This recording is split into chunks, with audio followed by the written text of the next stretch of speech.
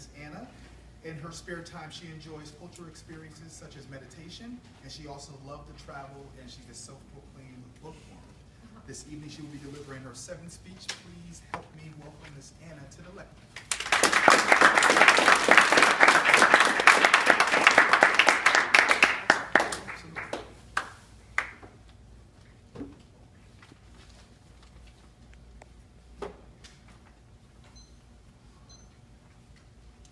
A man and an ostrich walk into a restaurant. The man orders a burger, and the ostrich says submissively, "The same for me, please." They eat, they pay the bill precisely with change that the man has in his pocket. Then they leave. The next day, the same man and the same ostrich come to the same restaurant. They order pork chops. The man orders, the ostrich submissively is asking for the same. They eat. When the bill arrives, the man pulls out the exact change, gives it to the waitress, and they leave. The third day, same thing. The man and the ostrich go into the restaurant. They get some pancakes. The bill is $9.45. He pulls out the exact change, gives it to the waitress, and she says, "Sir, I have to ask you, how come you always have the exact change in your pocket?" And he says, "Well, a couple of years ago I was cleaning out my attic, and I found this lamp, and I rubbed it, and the genie came out." And she said, "You have 2 wishes. So first wish was that I will always have enough change in my pocket for whatever it is that I want, be it a gallon of milk or a Rolls Royce." "Wow, sir, this is genius. You will always have money. What a great wish. Wonderful. Now, what's with the ostrich?" "Well, my second wish was for a tall chick with long legs that is always drinking So be careful with what you're wishing for, because your wishes may just come true." Ladies and gentlemen, today we are going to be talking about the law of attraction. And by this I do not mean some of my dating stories or how to attract a partner, which could be a topic for a humoristic speech later down the line.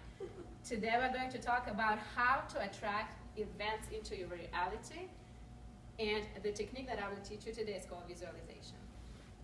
So you may have read the book The Secret, or you may have seen the movie, and if you did, it's a good entry-level information to do with law of attraction. It's not very deep, but it's a good start. And you probably think, "Oh, okay, that thing, that newish hippie theory that we can just think of something good and it happens."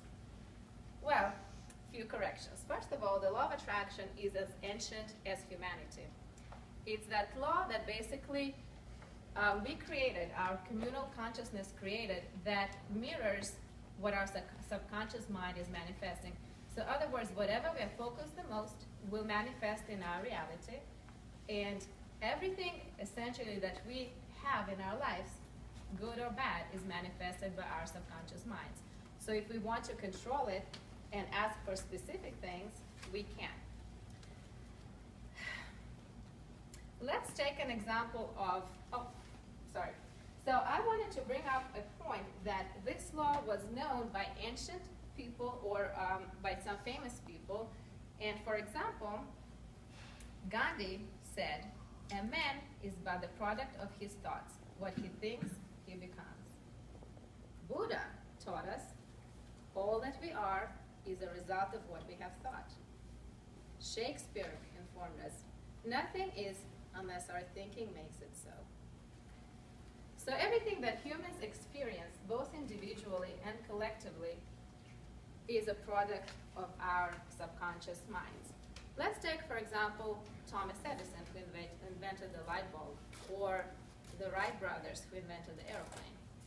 While they were working on their project, other inventors were trying to do the exact same thing, but they didn't succeed. So what made Thomas Edison and the Wright brothers different? What made them different was the secret. Instead of focusing on how to come up with these things, they focused on the end result. In their mind's eye, they saw the light bulb, they saw the airplane, as if it was already here. And all the universe had to do is to guide them step by step to the end result of their dream. Let's take, for example, my personal life. About 7 years ago, my husband and I wanted to start a family. And things didn't work out very well for us. We went to see a reproductive specialist, and they did some tests, and There are 5 criteria for male fertility. My husband couldn't pass 4 out of 5, which basically meant we will never be able to have kids naturally. Good thing for me, being a mother was a given. I knew always that I will be a mother. I essentially am a mother, just not having kids just yet. So even though this news was devastating, I didn't believe in this. And luckily, about 6 weeks later, I was pregnant, delivered my first son. 9 months later, I was pregnant again, delivered my daughter. 4 months later, I was pregnant again, all by my husband, in case you wonder. So I actually gave birth personally to 3 children over the course of 2.5 years. So now when I have convinced you that law of attraction works and you can manifest things into your reality, let's talk about how. There are different ways. The simple trick that I want to teach you today is called visualization. It's essentially an act of imagining your end result. What you have to do is to focus on what you want to achieve. Focus on that feeling. Don't worry about how to get there. It can be anything. It could be something completely ludicrous. But focus on that feeling and the universe will make it happen. So if you really want to be a professional public speaker, all you have to do is imagine standing in front of a big audience, feeling their vibe, their attention, their energy, feeling empowered, competent. You can add details, but don't get attached to the details. You can imagine their faces, the lights, the sounds. But hold that feeling, do this exercise 5 minutes daily, and before you know it, this will be your reality.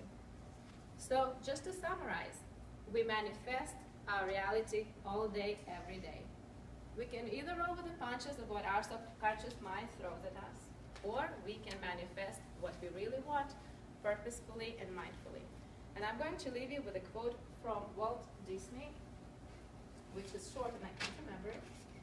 If you can dream it, you can do it. Thank you.